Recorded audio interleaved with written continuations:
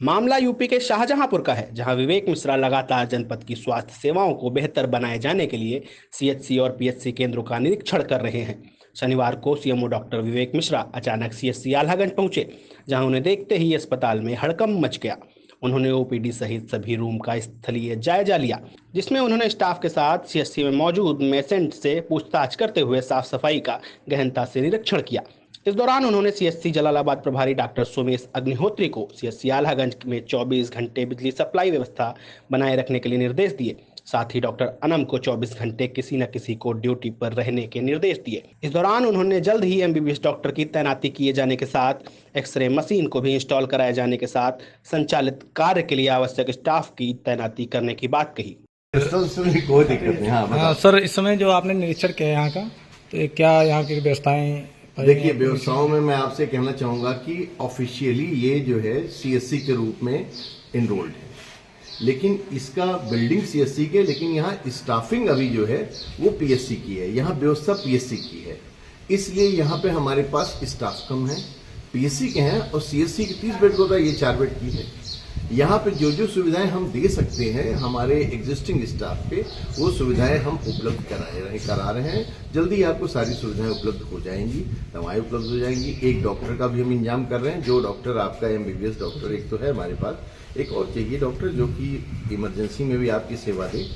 और बाकी साफ सफाई के लिए बोल दिया, साफ सफाई करके बता। काफी समय से एक्सरा मशीन जो है यहाँ पे लगी है, इसके लिए अभी संचालन नहीं हो पाया, कुछ मशीन अभी इंस्टॉल ही नहीं हुई है जी। वही तो कारण क्या रहा। देखिए, इंस्टॉल के लिए हमें एक रेडियोलॉजिस्ट चाहिए या हमें एक एक्सरे टेक्नीशियन चाहिए। हमारे पास एक्सरे टेक्नीशियन है नहीं। हम देख रहे हैं कहीं से अगर एक्सरे टेक्नीशियन कोई आ जाता है तो हम यहाँ रात्रि में डिलीवरी होती है, उसके लिए ना तो लाइट की सुविधा है, ना ही पंखा वगैरह चलता है यहाँ पे, जो अंधेरा रहता है। जल्दी ही मिल जाएगी, जल्दी ही लाइट और पंखे की सुविधा अभी इन्वर्टर के लिए बोल दिया हूँ।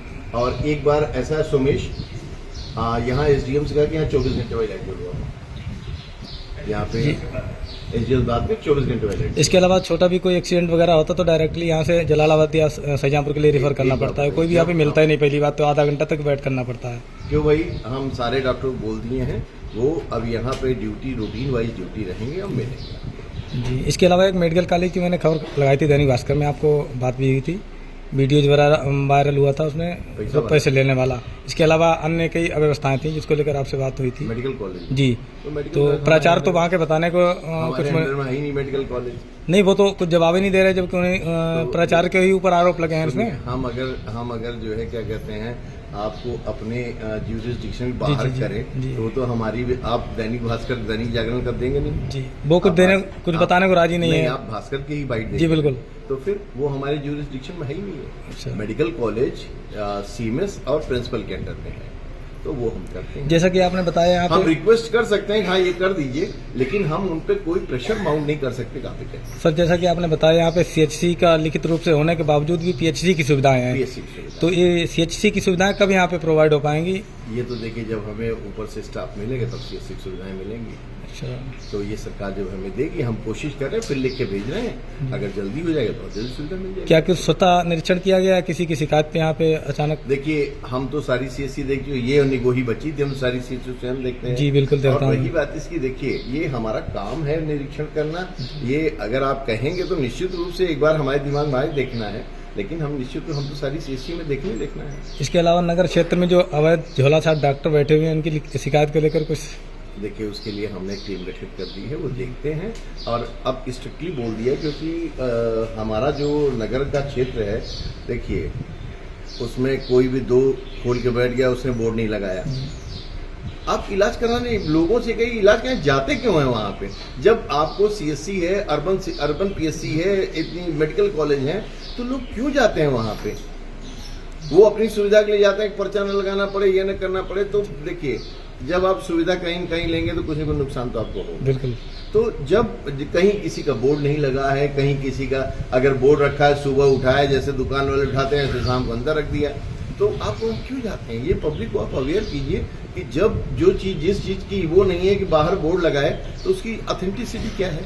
काफी समय बाद पहली बार ये देखने को मिल रहा है कि पूरे जनपद में आपके द्वारा निरीक्षण किया जा रहा है लगातार, तो आप यहाँ के जनपद के लोगों को क्या संदेश देना चाहेंगे दैनिक भास्कर थ्रू? मैं यही देना चाहूँगा कि आपके पास जो सरकारी अस्पताल हैं उसमें लगभग सारी सुविधाएं उपलब्ध हैं और सारे सरकारी अस्पतालों में जो सुविधाएं उपलब्ध हैं, लेकिन हमारा कैटेगराइजेशन है, जैसे पीएससी पे कम सुविधा होगी, सब सेंटर उससे कम होगी, सीएससी उससे ज़्यादा होगी, क्योंकि अपने यहाँ जिला अस्पताल नहीं है, अपने यहाँ जिला अस्पताल मेडिकल कॉलेज में चला गया है। अतः जो है हमारे पास जो ग्रेड 2 लेवल 2 की सुविधाएं हैं वो लेवल 2 लेवल 3 के साथ हो गई, इसमें थोड़ी दिक्कत होती है। नहीं तो अब यहाँ पे सीएससी में जो देख रहे हैं, सीएससी के बाद जिला अस्पताल भेज देते हैं और सारी सुविधाएं हम अगर सारे सीएससी और पीएससी और जिला अस्पताल में भेज देंगे तो एम्स वगैरह बने क्यों हैं? भाई जहाँ सुपर स्पेशलिस्ट हैं उनकी सुविधा हम यहाँ नहीं दे सकते हैं। नहीं, छोटे छोटे मरीजों को लगातार जिला स्तर पे भेजना, जैसे डॉक्टरी है, छोटी छोटी डॉक्टरी को भी यहाँ जलालाबाद या सैयापुर के लिए रेफर कर दिया जाता है। सुनिए, हमारे पास यहाँ जो डॉक्टर हैं वो डेंटिस्ट हमारे जो है मेडिको लीगल करने के अथराइज नहीं है और जो संविदा डॉक्टर वो भी नहीं अथराइज है, तो फिर तो हमें भेजना पड़ेगा ना। वो हमारी लीगल बाइंडिंग है और अब सारी लीगल बाइंडिंग, सारे मेडिको लीगल वो ऑनलाइन होते हैं और उसमें अपनी चेहरा दिखाना